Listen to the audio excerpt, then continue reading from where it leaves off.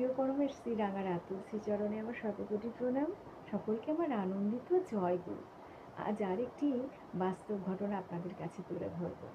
একটি ছেলে 16-17 বছর বয়স, সে দীক্ষা গ্রহণ করেনি।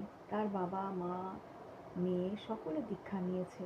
তাকে যত বলা হয় সে দীক্ষা নেবার কথা, সে তত এড়িয়ে যায়, কথা শোনে না, অবাধ্য, পড়াশোনায় মন নেই।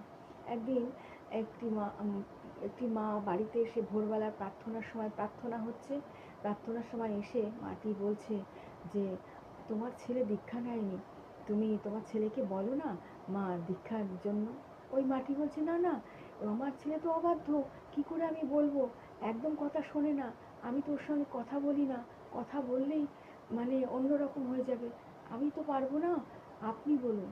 তখন ওই মাটি বলে দিল।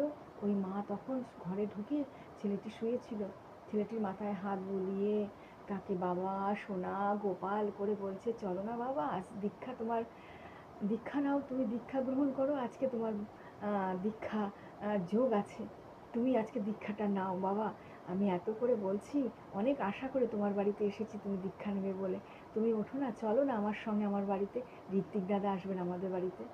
ছেলেটি যেন কেমন হয়ে গেল, ওই মায়ের সঙ্গে যাবে বলে উঠে দাঁত ব্রাশ করে মুখ ধুয়ে ওই মায়ের সঙ্গে তার বাড়িতে চলল।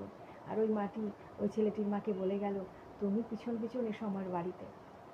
তার মা, তার বাবা, তার মেয়ে সবাই মিলে পেছন পেছন গেল। সুন্দরভাবে দীক্ষা হলো ছেলেটি।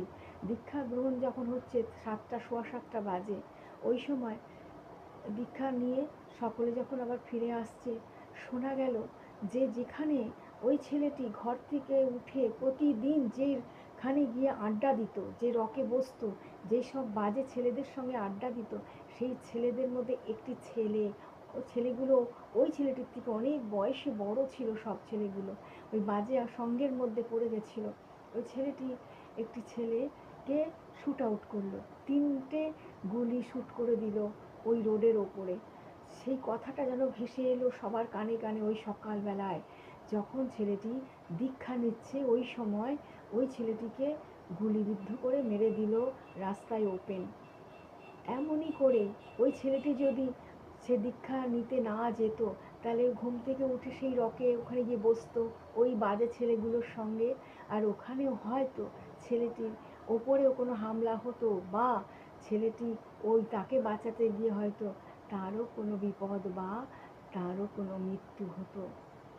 এমন করেই ঠাকুর আসেন, যখন বলে দীক্ষা গ্রহণের কথা, তখন যেন সকলে দীক্ষা গ্রহণ করে। এরম করে দীক্ষা গ্রহণ করে সেই দিন